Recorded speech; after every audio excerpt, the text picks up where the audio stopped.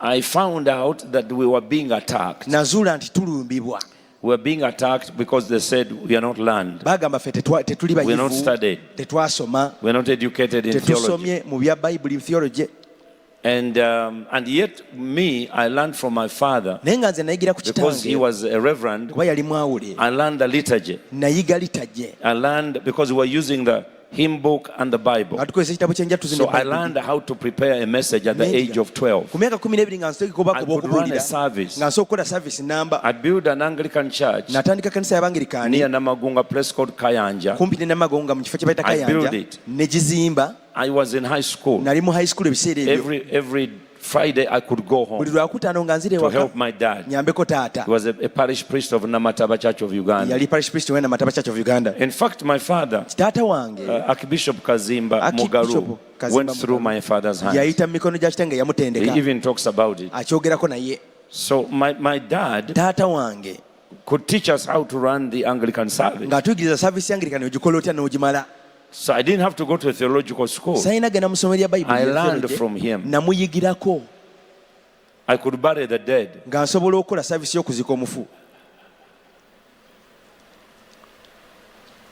So it was simple.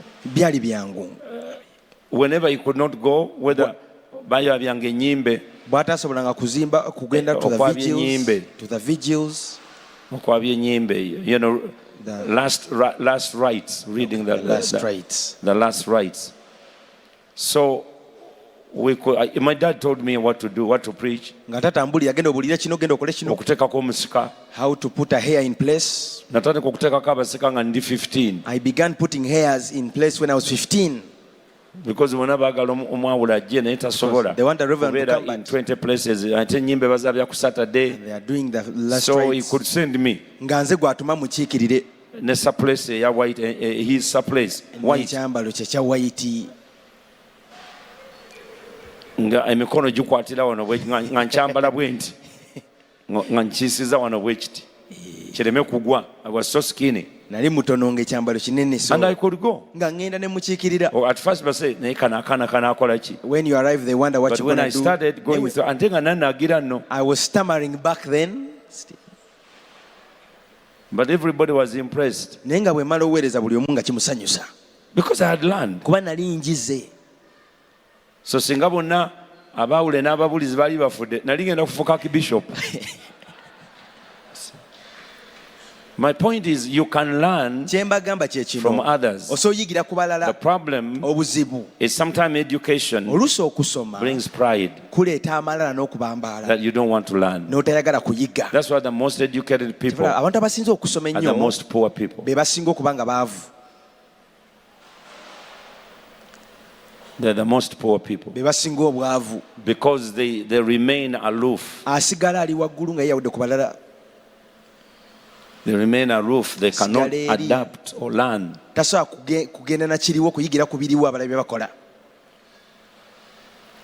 And I pray that pastors, you will learn from Balalo. Those herdsmen. Not abakulu, but these ones, these little ones. When you go when they're doing their herdsmen work, you learn from them, the young ones. Those young ones. You find a young girl rearing cows. 100 of them with a stick, and she takes them out and brings them back. Pastor, they give you a congregation of 100 people. You only have 20 people in the congregation.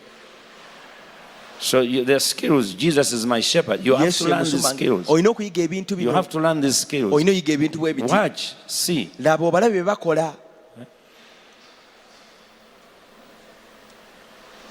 Otherwise you will lose. We lose members in church because we have not learned skills of shepherds. Now here, most of you who graduated here, you are from Miracle Center. So there are certain things I want to share with you briefly. Why did we start the Bible College? Because of that issue. Now in 886, we were threatened to be banned. In fact, to me, That's where from that moment I started trusting President Museveni. When natandikira okwesika President Museveni in 1986. Because all religion, let me give you a background. Kambazeeko emabega. In 1962 we got independence. In 1966 we had a crisis. The Mukago between UPC and Kabaka Yeka broke. So Obote destroyed everything that was in Uganda in terms of institutional leadership. He abolished all the kings. He took the capital that these kingdoms had. Because every kingdom, Busoga, Bunyoro, Toro, Buganda, Ankole, they were formidable institutions that had lasted for 500 years. 500 years or more. So they had their system of taxation, of growth, of development, of adoption. Like here in Buganda, Chintu may have been a Muganda, but because of adoption, because kingdoms were doing expansion, so they could terrorize their citizens, and the citizens were tired of paying taxes, so they could fly into another kingdom. So when they come to another kingdom, if you're a good king and a wise king, you adopt them and you put them in clans. And you put them in a class and you expand your kingdom. Because population growth is another one of the ways you grow. You grow by population. So Uganda was very skilled at that. They could even raid Wankole, raid Bunyoro, even still counties. And they could bring them back here. In fact, the issue of polygamy is not an African thing. It was a methodology used to attack and grab women so that you bring them to grow this clan. So they could raid Bunyoro and steal women. And then one man, if there was 20 women with no men, so they could give you, keep those 5, keep those 6, so that they can grow in number, so that you have a bigger army. So most people came. That's why in Buganda, you find Chinyolo, Chitoro. You ask yourself, why do they have Chitoro? And when you go to Bunyoro, there's no Chiganda. Because they didn't know that kind of scheme. So people, when they run there, they say, settle there. You settle there. You settle there. That's why in Buganda, you find people who are too dark, people who are light, people who are tall, and others are short. Because it was amalgamation of people. And when they came here, they gave them names. They changed their names. Now you're in this clan. Now you're in this clan. Now you're in this clan. Now you're in this clan. To stop inbreeding. And by stopping inbreeding, they were stopping diseases. So people could live longer because of stopping inbreeding. So every clan was very strong. And they were working. But it was not that they were so organization was very good. But when Obote came to power in 66, he destroyed all that. He destroyed the capital. Everything was mismanaged. 1971, Amin comes to power and destroys whatever Obote had built. And all the capital is stolen. 1979, the Tanzanian come to Uganda to liberate, but everything was looted in 79. Then the war in Luwero, 1981 to 86, that also destroyed a lot. So Uganda began to rebuild. reach a stage where we are, it has been an effort of deliberate effort of civil society, of the church, of government, of businessmen for 40 years. For example, locally, in 1986, we were 7 million. In 2026, we are 7 million. We were 7,000. 7,000. So in 40 years, we have grown to 7 million. Come on, somebody, clap your hands to Jesus. 100% or more. Now, what does that tell you? 1,000 times. The children of Israel went to Egypt when they were 70. 430 years. They came out when they were 2 million. So if they were growing at Uganda church rate, the Spirit-filled church, they would have grown into 200 million. 200. So winning Canaan would have been easy. But they grew slow because of slavery. Child of God, when you don't have freedom, you cannot grow. The church in Uganda has grown because we had the freedom of worship in 40 years. No, thank you for your love and enthusiasm. We have grown. Somebody clap your hands. You'll be clapping your hands. Stand up and clap your hands. So this has nothing to do with favoritism. This is history. This is our history. So you need to understand as a leader where you've come from. And it was able because of growth. Our growth is because of freedom. We could preach anywhere. We could minister anywhere. We could plant churches. We could minister unhampered. But in 1973, Amin banned the churches. Closed all the Pentecostal churches. He only allowed 4 churches. So when the Tanzanian came, they liberated Uganda, but they never freed it. Amin made a decree, which was followed by religion and subsequent governments. So, the subsequent government. So the problem we ended up with, that nobody could listen to us. So between 1981 and 85, we made a deliberate effort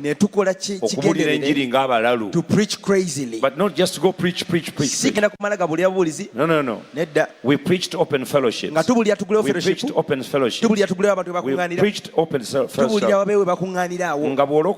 When you get saved today, within 3 days, you are an evangelist.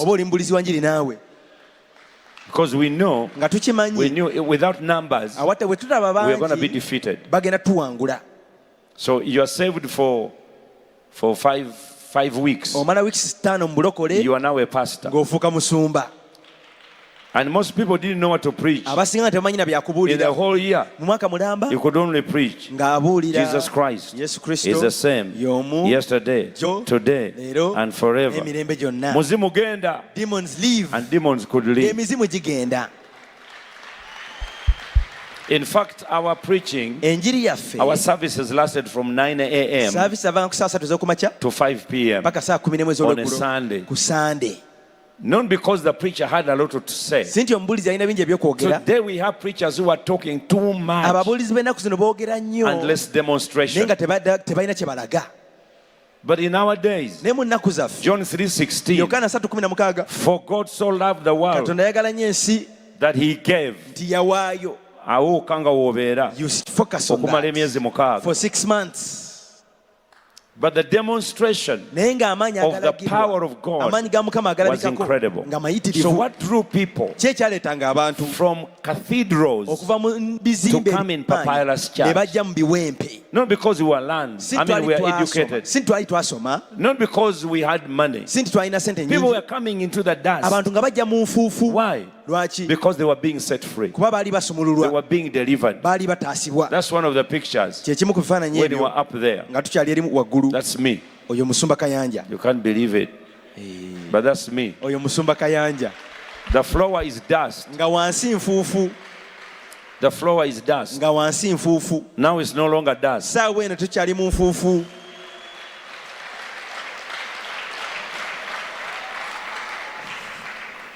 See, we were reaching out to people. If you could see where people are seated on the floor. And why were they living big churches? Because the Lord was real. Their needs were being met. The blind were seeing. The deaf. Let me tell you, do not study and educated and then you forget the power of God. That's the most dangerous thing you're going to enter into. You'll be irrelevant tomorrow without the power of God. So banned the churches. Then 86 Uganda is liberated by NRA, NRM, and we were caught in a meeting. I've been telling you the story. The president decided, President Museveni said, no, I'm not banning Balokole. Leave the Balokole alone. That was the greatest victory. That's when I realized President Museveni was not just a political man. No, he had been sent by God to free this country from the stronghold. Not that I knew him, not that because I was coming from Ankole, or because I didn't know the man, but I knew him by principle. That principle of allowing people to have their freedom, to me that was fundamental. And then I knew we needed to do something. So I sent 2 young people. And you young people who are learning, please, the church of God is calling you in order to further the kingdom. And so I took 2 young people, a young lady and a young man, and I sent them to Nigeria at Benson Hosa Bible College. And I said, go learn for 2 years, come back and help us start a Bible college. We need to train leaders, because without an army without discipline, leaders without learning, you're going to collapse. These kingdoms I've talked about. If you go to Bunyoro, you will go where Kabalega was training his army. When the British were fighting him, he hid himself deep there. And he dug his omweso, his chessboard on the ground. It's still there. And he cut stones so he could play omweso. And omweso was helping him to negotiate. Also, it helps him to calculate. You see, omweso is not just okubo. People are saying this one is playing chess. No, it teaches you how to count. Teaches you to know what you have. And how are you going to move and take over from the other person. The art of negotiation. For the Bazungu, they use the chessboard. For us Africans, omweso. But because people are not learned, they just destroy everything they have. So Kabalega used omweso to fight the British and to train his army to think. So African, here in Uganda we have alphabetical order. We have alphabetical The ABCD is for the white. Here we have our own alphabet from which you create words. So when I realized that, we sent the young people to go. They came back after 2 years. So we started the Bible college in that church like that. I recruited about 32 students who will learn and go better. Then a chaos started. The young man left. Then marriage came. The young lady went married.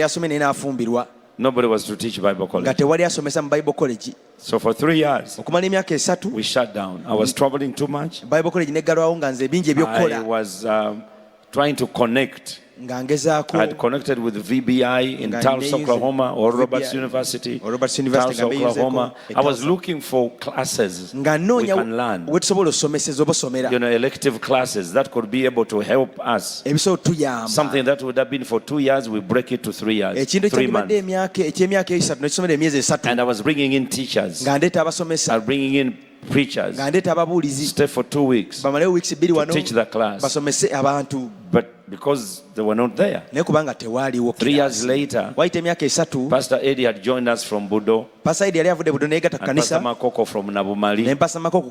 They were graduating from Makerere. They were members here. When they graduated, I said, now you forget about doing whatever you want to do. Off to London. Go and learn. Come back and we do the Bible college. It was intentional. I'm so grateful that this week alone, over 1,500 graduates have graduated. Because we knew that if we don't purposely, seriously look at this and begin to build a foundation of the Church of Jesus Christ, whereby the gates of hell cannot prevail, we are not going to survive. We will be weaker, we will be undermined, we will be defeated. My people perish because of lack of knowledge. They don't perish because they don't pray. They don't perish because they don't know how to speak in tongues. Knowledge is a very component. The Bible is not a book. The Bible is 66 books. It's a library.